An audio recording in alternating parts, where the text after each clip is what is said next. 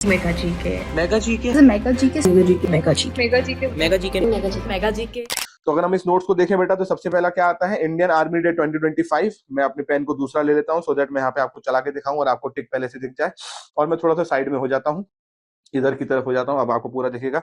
तो Indian army day celebrated on Indian army day 2025 कब observe होता है? 15 जनवरी को हर साल मनाया जाता है। क्यों मनाया जाता है? क्योंकि mark the day when general later क्या बन गए थे? वो फील्ड मार्शल बन गए थे। कौन बन गए थे? सीएम करियप्पा। क्या took over as the first Indian commander in chief of Indian Army from General Sir F.R.R. Butcher। तो बेसिकली पहले हिंदुस्तानी जो इंडिया की फौज के कमांडर इन चीफ बने थे, और उन्हें किससे ली थी ये पोजीशन? F.R.R. बुचर से ली थी, जो कि last British commander in chief थे 1949 में। ये पहली बात हो गई इसके अंदर। एक सेकंड में ये तो देख लो, रिकॉर्डिंग चल रही है। अब ये चल रही है, ऐसी बात नहीं है, इतनी मेहनत खराब हो जाती। तो ये हो गई बात। इसके बाद symbolise that Indian army transition to full independence post 1947। तो 1947 में हमें आजादी मिली, बट उसके बाद में 1949 में इंडियन आर्मी के पहले इंडियन आर्मी के इंडियन चीफ बने। आगे चलते हैं। थीम फॉर 2025 क्या है? समर्थ भारत, सक्षम सेना, that is capable India and empowered army. तो ये बहुत इंपॉर्टेंट हो गया, याद करना। जहां जहां पे अंडरलाइन है वो याद करने वाली चीजें हैं बच्चों इसके अंदर। आगे चलते हैं। की highlights of Indian army day 2025 में देखें तो आर्मी डे परेड कहां पे हो रही है? इस बार पुणे में हो रही है। अब ये क्यों इंपॉर्टेंट है? क्योंकि पहली बार है जो आर्मी डे परेड, जो कि ये वाली है, ये पुणे के अंदर हो रही है। और अगर हम वैसे समझें तो नई दिल्ली से बाहर अब तक केवल 3 बार इस डे आर्मी डे की परेड को मनाया गया है। और इससे पहले कहां हुई थी? बेंगलुरु में हुई थी 2023 में। और अब तक 3 बार बाहर मनाया गया है, तीसरी बार है ये जब कहां पे हो रही है? ये पुणे के अंदर हो रही है। ये इंपॉर्टेंट बात हो गई याद करने वाली। आगे चलते हैं। इसके बाद में alliance with union government policy की, हमको देश के अंदर जितनी भी देश की चीजें होती हैं वो सब दिल्ली में करने की जरूरत नहीं है। देश की राजधानी दिल्ली है, बट देश का दिल सबके अंदर है, तो पूरे देश में जाके चीजों को करने की जरूरत है। मेरी बात समझ रहे हैं आप लोग? तो ये हो गया। इसके बाद परेड लेड बाय, इंपॉर्टेंट है दोनों चीजें याद करने के लिए, major general Anurag Vij, and second in command कौन है? ब्रिगेडियर परमजीत सिंह ज्योति। ये हो गया डन। इसके बाद आगे चलते हैं।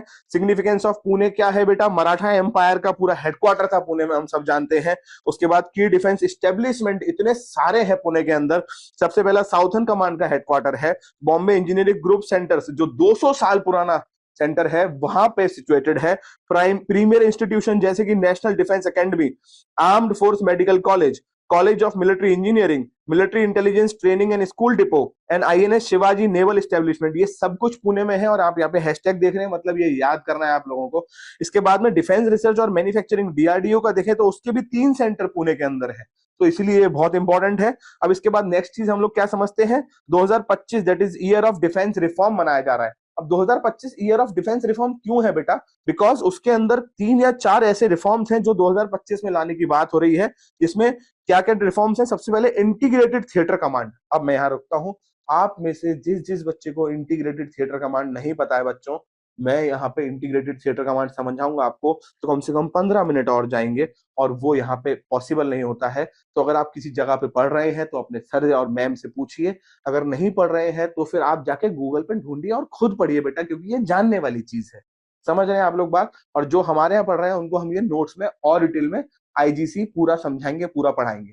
आगे चलते हैं। इसके बाद में streamlining military procurements for faster decision making, promoting indigenous capability. बिल्कुल सही बात है, हम लोगों को अपने देश में हथियार बनाना शुरू करना है। इंडिया अभी कल के अखबार में था टॉप 25th वर्ल्ड में आर्म्स एक्सपोर्टर हो चुका है। आज से 5-10 साल पहले हम कहीं स्टैंड नहीं करते थे, ऑल्दो हम अभी भी इंडिया वर्ल्ड में टॉप आर्म इंपोर्टर्स में से एक है, बट अब एक्सपोर्टर भी हो रहे हैं हम धीरे धीरे, जो कि बहुत जरूरी है इकोनॉमी के लिए।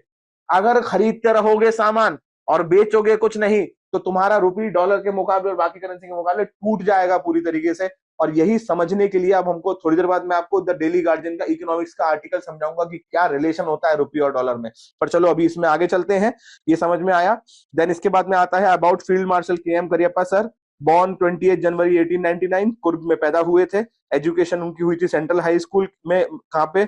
माँ दी कैरी एंड प्रेसिडेंसी कॉलेज मद्रास से उन्होंने आगे पढ़ाई करी। काम की बात, he was among the first batch of king's commissioned Indian officer, KCIO।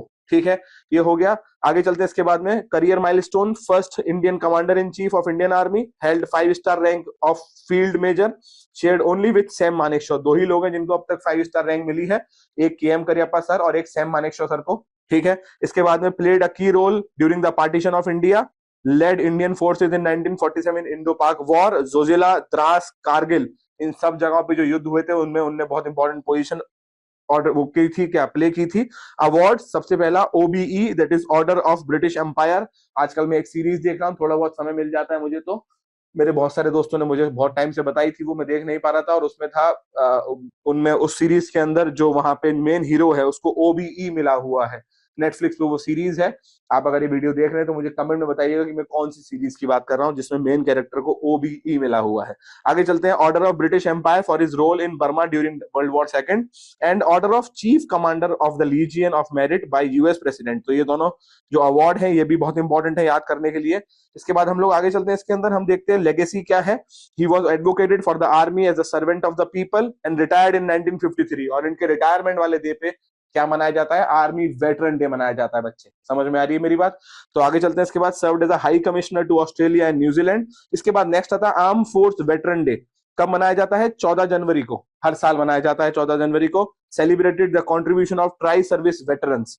क्यों मनाया जाता है? Mark the retirement of field marshal KM. Cariappa on January 14, 1953, 1953। समझ में आई यहाँ तक की बात? आगे देखें ग्लोबल पैरालाइंस। इसके अलावा कोई और भी देश है जहां पे ये चीजें मनाई जाती हैं, वेटरन डे वगैरह? हाँ भाई बिल्कुल मनाई जाती है। वेटरन डे या फिर आर्मस्टिक डे 11 नवंबर को बहुत सारे कंट्रीज में मनाया जाता है, यूएस से लेके पूरे यूरोप में।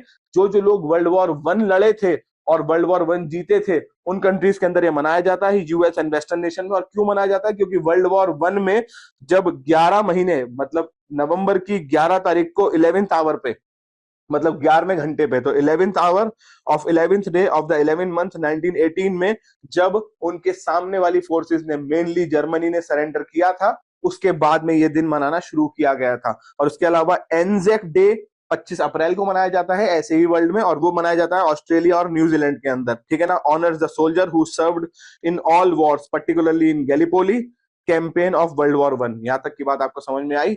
Celebration of event on veteran day क्या क्या है? Parades and red flying ceremony होने वाली है ना। इसके बाद में highlight of the event, Mumbai के अंदर वेटरन डे परेड पे, मरीन ड्राइव पे परेड निकाली जाती है। अब ये टॉपिक अगर आप देखो ध्यान से बच्चे, तो ये पूरा टॉपिक इतने से टॉपिक में नहीं समा रहा है, पर ये टॉपिक पेपर के लिए काम करता है, इसलिए इस तरीके से इसको पढ़ना चाहिए था, और हमने आपके साथ इसको अभी इस तरीके से पढ़ लिया। समझ में आ रही है मेरी बात? तो ये हो गया पूरा।